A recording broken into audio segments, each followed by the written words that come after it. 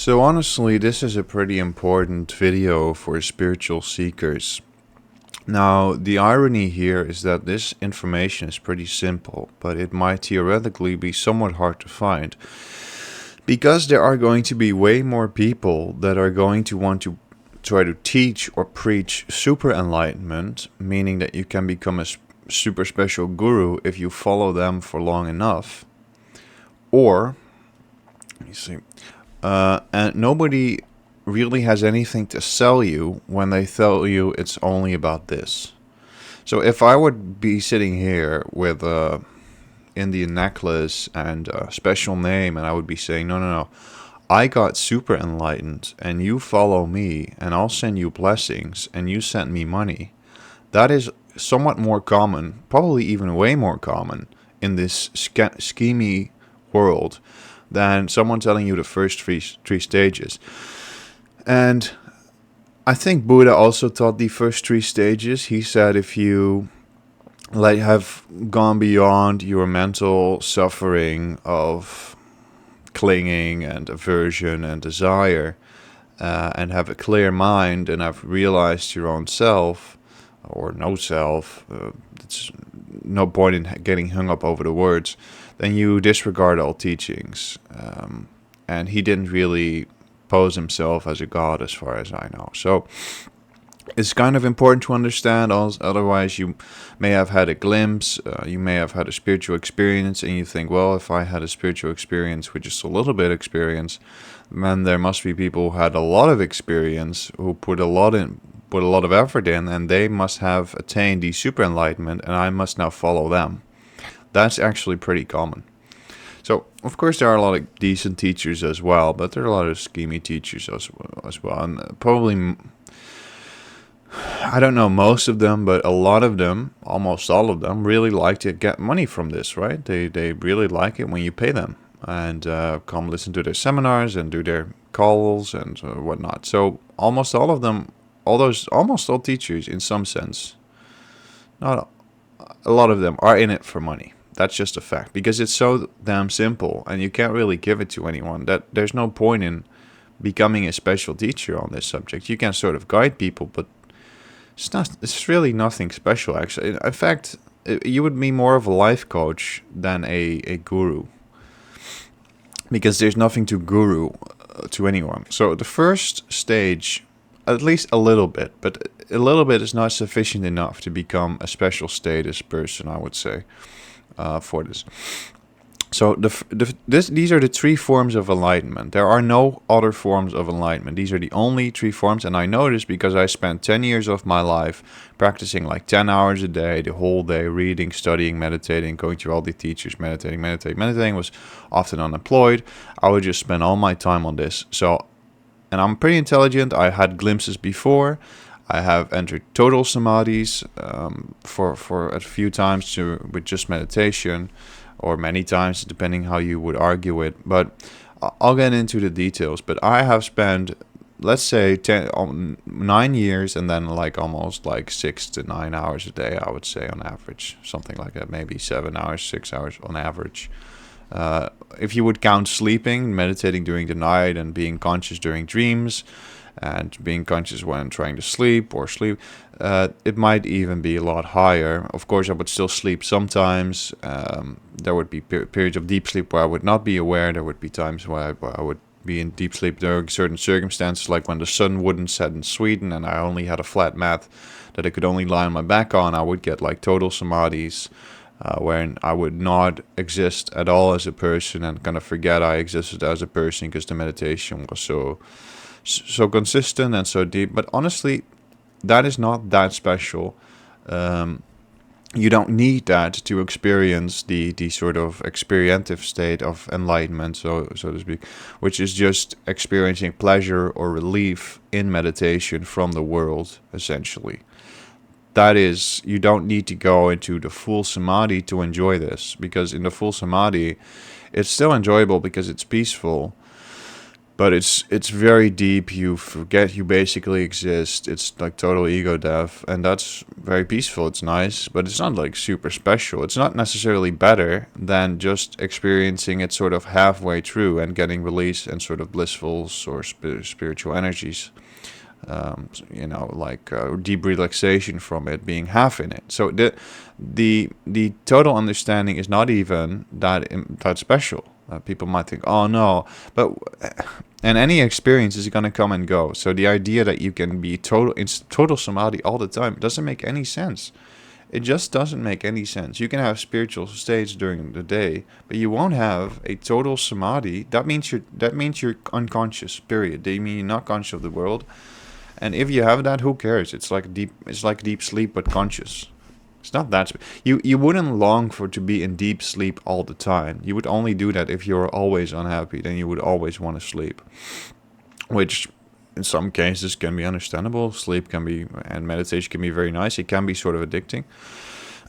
So I guess that is the disclaimer a little bit, but it's the healthiest addiction you can have. It doesn't cost you anything. It's not good to be totally addicted to it, but if you would have to be addicted to something, you should be addicted to this and to nothing else. Otherwise, you might end up drinking or doing drugs, going to whatever's, instead of just enjoying your own self in your own home. Now, it can be a little bit addicting, but it's still also, it's like being addicted to sleep. It's not that easy to be addicted to, and you would still need sleep. So the first stage is mental understanding. This is really simple. I can teach this in a few minutes or maybe even less. But the understanding of this would depend on how much you practice, or how much you realize it. But it's very simple. Basically, you would have to study maybe like the teachings of the Buddha or any Eastern philosophy understanding, maybe even in Christian traditions and meditative or Orthodox traditions or something like that. But Eastern philosophy is pretty focused on it. So this means the mental understanding is that everything is temporary. Every image you have, every sensation you have, every thought you have, every sound you hear, everything conceivable constantly changes. This you have to really see and understand. And if everything, every little minute detail, everything constantly changes, that means that your own self is not really in the world.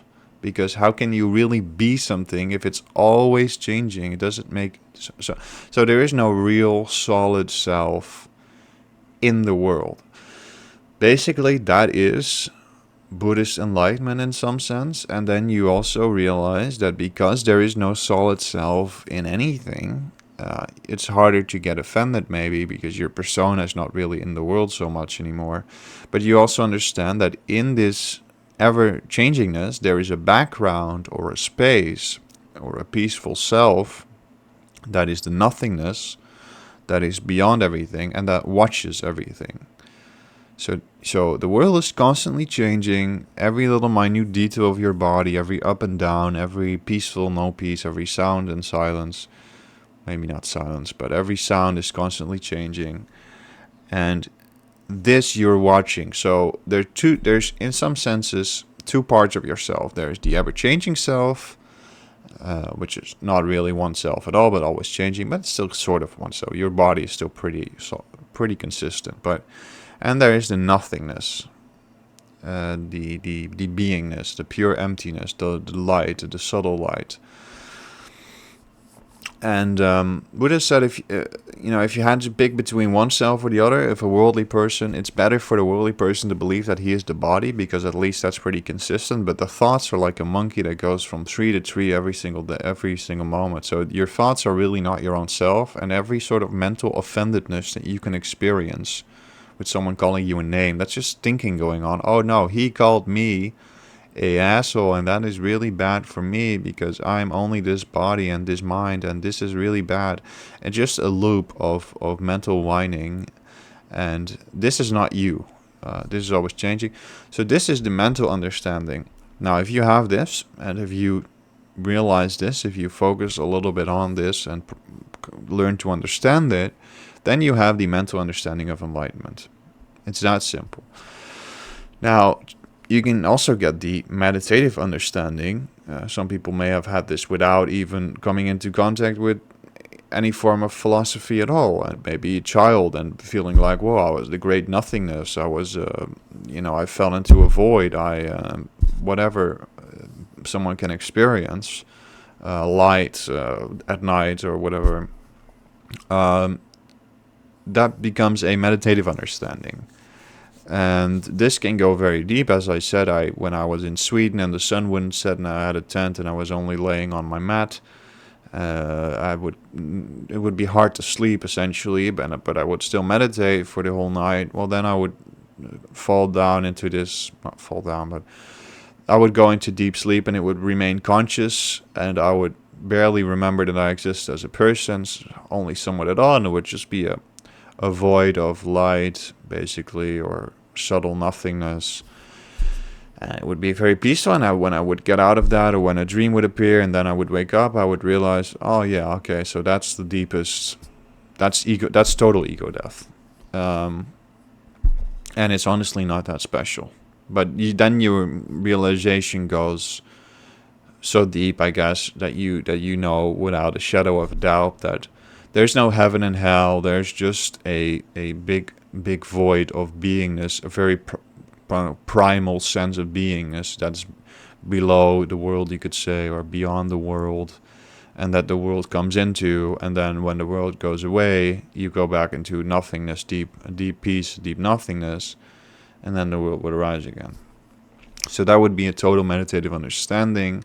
But you can also have that right now if you go to practice in your bed or in the chair or on a couch, and you would put your attention on the nothingness and on the self and on the light, or the subtle light, and there would just be a peaceful sense of being that is beyond the world, and it is consistent and not also always changing. Then you would also have already some meditative understanding of it, and you would go into stage 3, which would be meditative or mindful pleasures of relief, spiritual stage, Vajrayana ways of relaxation. So this is pretty simple. This just means that you had a day. Oh, I need to take a sip. This just means that you had a day of work or whatever you did during your day, and you decide that you had enough for some reason. You want to take a break. You're kind of tired. So you would lie in bed, maybe you would put on a guided meditation, maybe you would listen to music, maybe you would listen to a podcast or anything, or be in silence, and you would sort of, what I just said, pay attention on the nothingness, on your own self, on the beingness, or you would maybe pay attention to your breath, or you would maybe pay mindful attention to your body. Now these are all things that the Buddha recommended also. Not that the Buddha is so special, but he was a brilliant kind of guy, you could say. And you can experience the meditative relief, so feeling like peaceful, beyond the world, very relaxed. And you can also have, this often goes paired with each other, sort of mindful pleasures of relief. You can kind of get tingling over your body feels nicer because it's getting relaxed.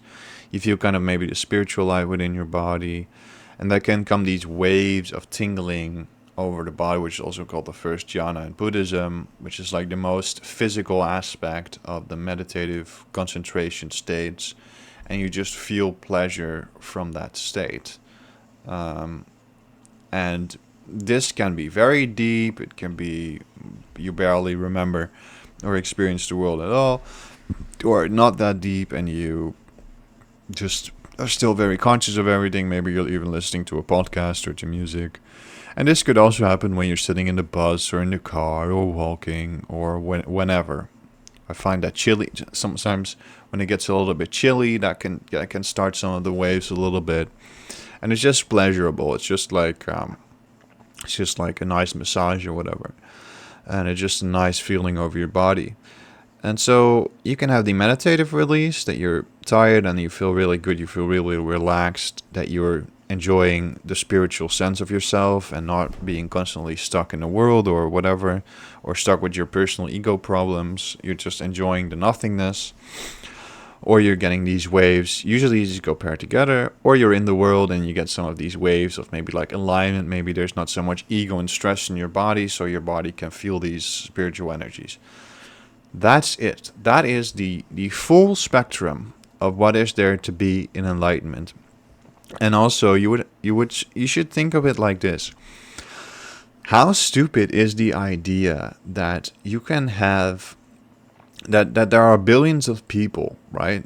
But one somehow, like how they talk about this is like 1 in a million people is enlightened, 1 in a billion, like 1 in 100,000 people is enlightened. That's fully enlightened. Oh, and see how they're always talking about a very special person. They're looking for this special person, this leader, this avatar that will lead them out of their own of their own mental looping, gnarning, or gnawing of I need something, the desire for pleasure, the desire for liberation. And they're not meditating, obviously, when they're doing that. But notice how they're looking for a special person, and how secretly, unconsciously, they probably hope to be that special person, and that they can just sit in a chair and people throw money at them. I had that subconscious, not so much a desire, but a kind of hopeful expectation, maybe, that if I would get super enlightened, that it would be that I could do that kind of job or whatever. So there's always that into it.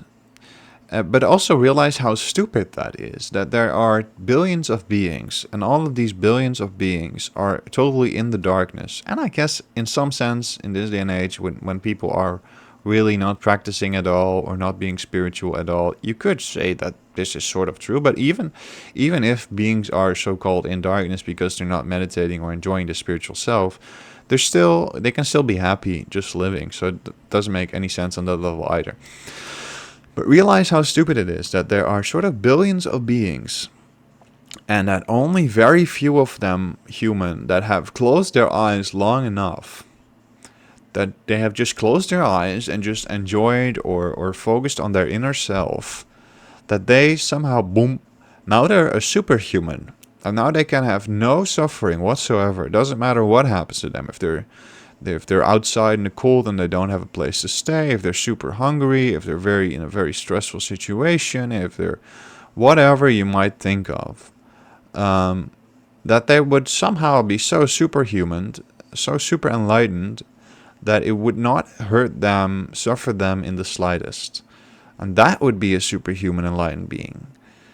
And that just doesn't make any sense in my experience. You might be able to somewhat endure it, but I'll guarantee you, when you're living in the world and you're not enjoying a nice meditative state, ups and downs still exist. And that's just how the world is. You can maybe find peace in them.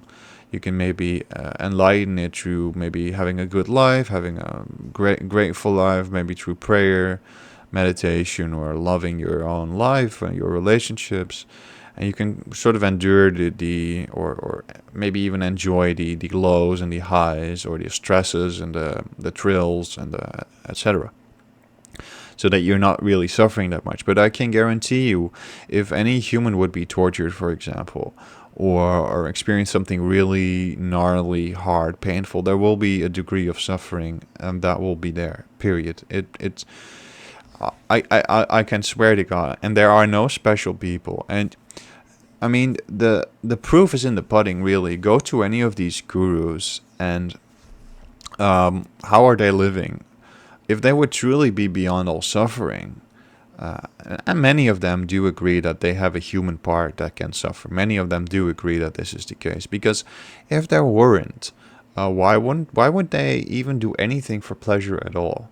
Why would they go for the cake? Or why would they eat something? Why not just not barely eat anything, or just enough to survive, or and then they would get tired. Yeah, but who cares? They're totally beyond the world. Or why would they have a house? Why not give their house to someone who needs it more, and then they can lay on the bricks on the floor outside and try to enjoy laying outside in the cold or in the rain, because they can't suffer. Does any of these teachers do that? No, they don't. None of them. So that is important to understand. And all these people, so I made a video on this girl in the past, this stupid girl, and these stupid followers of her. They are really in this Indian, really, because Eastern philosophy also has a Buddhist part, but they're really in this Indian game of enlightenment, and they're selling now they're selling special beads and blessings and these kinds of things. And India is a shithole. You know, it's full of corrupt people. I've heard people say it's a majority problem, that the majority of the people just kind of suck there. Who got people? I've heard that from travelers, who like YouTubers, who are more honest about it. I wouldn't say that that's true, but it's a country full of problems. There's a lot of rape. There's a lot of I shouldn't say that word for YouTube, but crap. Anyways, yeah, there's a lot of problems there, and it doesn't get solved by all these gurus walking around there, and all these gurus still want money and all this. So this is the full.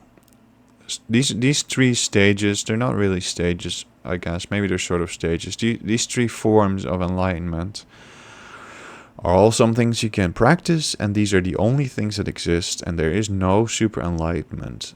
You might have a great meditative experience, you might have a great relief, you might see through your initial ego of being stuck in the loop of the world of thinking you're only the body and the mind, and that mental understanding that I talked about in the beginning can relieve you of that sort of edge of really being a hardcore person, as opposed to just being also a sort of spiritual person, or a spiritual person, even though everybody is a spiritual person. It can relieve you from that, and that can be sort of, but see how simple that is. See how incredibly mundane and just normal. It's profound at the same time, but it's also very normal. How much of a normal understanding that is, as opposed to a superhuman guru enlightenment that does not exist. And you would be well to be very careful of these people. You could meditate maybe with them, investigate them, maybe befriend them a little bit. But if they're honest, they're going to say that their human part can still suffer, and that they're really nothing special, and that you are also the self that you're looking for, or that you can meditate on. Looking for is a bit strange, because you can really look for your own self. You can just be it, enjoy the meditation, try to have that sense in real life, but you cannot you cannot really find it. You are already it. So this would be the complete and total understanding of enlightenment. I've had 10 years of extreme sort of intense practice. I know what I'm talking about. I've experienced all of it. I've experienced every teacher. I know what I'm talking about. And this is it. There's nothing else. There's no special thing at the end of the rainbow. No pot of gold. This is it.